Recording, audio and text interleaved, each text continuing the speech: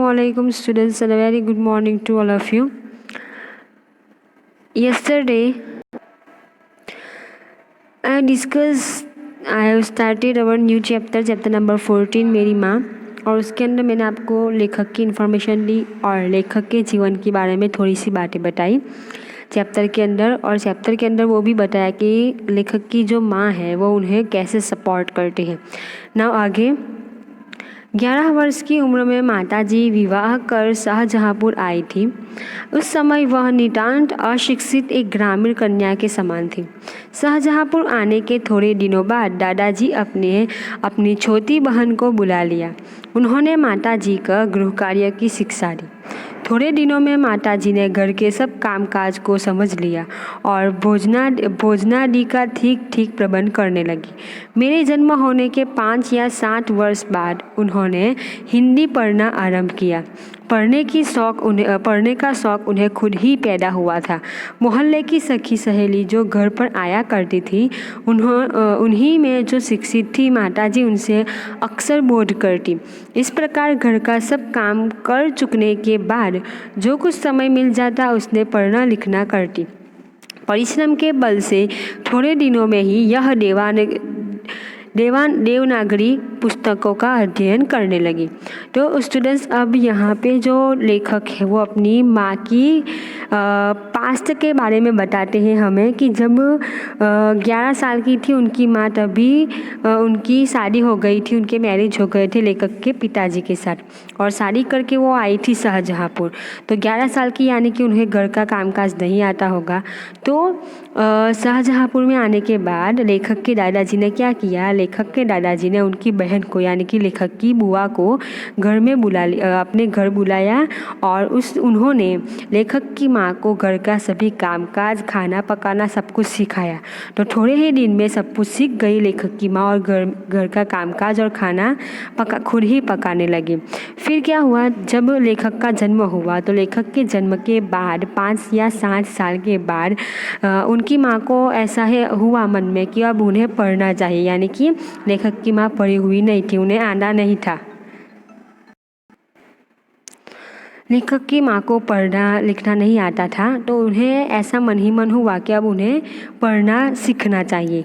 तो लेखक की माँ क्या करने लगी कि उनकी मोहल्ले में जो उनकी सहेलियाँ थी जो रोज़ घर पे आती थी, तो उनमें एक जो थी वो पढ़ी लिखी थी, उन्हें पढ़ना आता था। तो लेखक की माँ रोज़ जब भी घर का कामकाज करके फ्री होती थी तो उन सहेलियों के साथ बैठती थी। तो उसमें से जो एक पढ़ी लिखी थी उनसे रोज़ वो धीरे धीरे अक्षर बोध करने लगी, यानी कि अक्षर को पहचानने की धीरे धीरे वो प्रैक्टिस करने लगी और ऐसे उन्हें धीरे धीरे पढ़ाई आने लगी। और फाइनली बहुत सारी मेहनत के बाद अब वो फाइनली देवनागरी यानी कि हिंदी को देवनागरी भी कहते हैं। तो हिंदी की लैंग्वेज के बुक्स वो उन्हें पढ़ना आ गया। मेरी बहनों को छोटी आयु में माताजी की ही शिक्षा दिया करती थी। जब से मैंने आर्य समाज में प्रवेश किया, माताजी से खूब वार्तालाप होता। उस समय की अपेक्षा अब उनके विचार भी कुछ उदार हो गए थे। यदि मुझे ऐसे माता न मिलती तो मैं भी अति साधारण मनुष्यों के भांति संसार चक्र में फंसकर जीवन निर्वाह करता। शिक्षादि के अतिरिक्त क्रांतिकारी जीवन में भी उन्होंने मेरी वैसे ही सहायता की है। तो आगे ऑथर कहते हैं लेखक कि जब मैंने आर्य समाज एक्सेप्ट किया था तब भी मेरी माँ मुझसे बहुत सारी बातें किया करती थी और पहले के कंपैरिजन में जब उन्हें पढ़ना लिखना आ गया तो उनके जो विचार है, सोच है, वो बहुत ही ज़्यादा ब्रॉड हो गई, उदार हो गई। और लेखक को उनकी माँ ने सिर्फ और सिर्फ उनके जीवन में ही नहीं और पढ़ाई में भी नहीं, लेकिन क्रांतिकारी यानी कि जब वो लेखक देश की आज़ादी की लड़ाई में जुड़े थे तो उसके अंदर भी हमेशा लेखक की माँ उन्हें हेल्प किया करती थी। इसीलिए लेखक कहते हैं कि अगर मुझे ऐसी माँ न मिलती तो शायद मैं एक साधारण मनुष्य बन के रह जाता।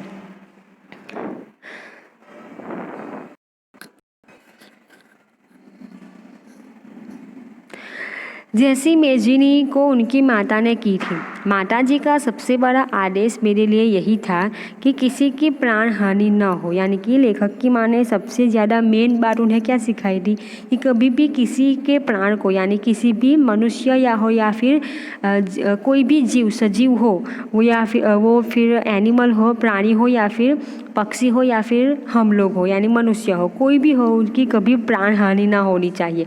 यानी कि उनकी वजह से दूसरे के को नुकसान नहीं होना चाहिए कि दूसरे के वो मर जाए, ऐसा कुछ उनके हाथों ना होना चाहिए।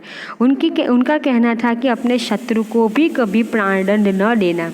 उनके इस आदेश की पूर्ति करने के लिए मुझे मजबूरन 2-1 बार अपनी प्रतिज्ञा भंग करनी पड़ी थी।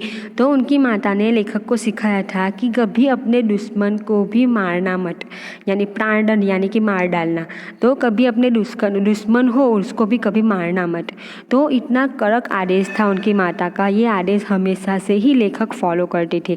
लेकिन ये बहुत कड़क है क्योंकि जब हमारे सामने हमारा दुश्मन आता है तो बाई चांस हो सकता है कि हमारी ज़िंदगी बचाने के लिए शायद ही मतलब कि लेखक को या कभी जब आज़ादी की लड़ाई में ऐसा हो सकता है कि जब उनके दुश्मन उनको मारने आए तो अपने आप को बचाने के लिए उसको मारना पड़े। तो इसीलिए लेखक कहते हैं कि 1-2 बार मुझे अपनी प्रतिज्ञा तोड़नी पड़ी थी, इतनी कड़क ये प्रतिज्ञा थी।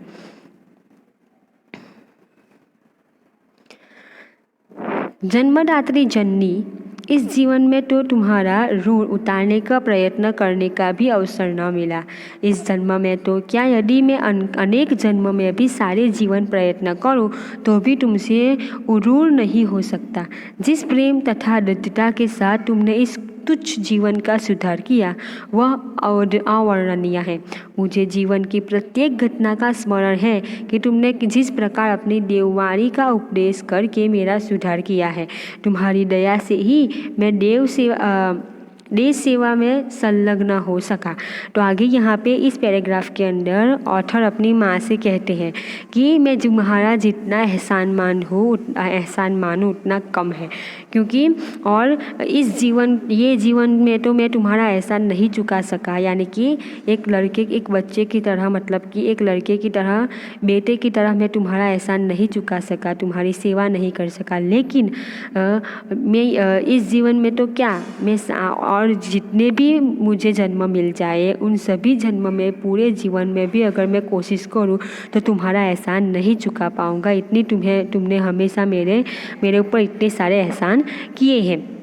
आगे ऑथर यानी लेखक अपनी माँ से कहते हैं कि मुझे मेरे बचपन की सभी घटनाएं याद है कि किस प्रकार तुम मुझे देववाणी से, यानी कि अच्छे से गुरुवाणी से अच्छे से समझा कि तुमने मुझे सुधारा है। और आगे कहते हैं कि तुम्हारे ही दया से, तुम्हारे ही सोच से मैं देश सेवा में लग गया, यानी कि आज़ादी की जंग में जुड़ गया। धार्मिक जीवन में भी तुम्हारी ही प्रोत्साहन ने सहायता दी। जो कुछ शिक्षा मैंने ग्रहण की उसका भी श्रेय तुम्ही को है। यानी कि धर्म का जो कुछ शिक्षण था वो भी तुम्हारे कारण मुझे मिला। फिर पढ़ाई में, स्कूल की पढ़ाई में भी जो कुछ मैं आगे बढ़ा वो भी तुम्हारी ही सहायता थी। तो स्टूडेंट्स, ये था लेखक की माता के बारे में आगे और इन्फॉर्मेशन, जिसमें लेखक ने बताया कि उनकी माता ने किस प्रकार हमेशा उनकी हेल्प की है हर एक प्रॉब्लम में, हर एक डिसीज़न में। आगे जो कुछ बातें रह गई है लेखक की माता के बारे में वो हम अब अगले वीडियो में देखेंगे। Thank you very much.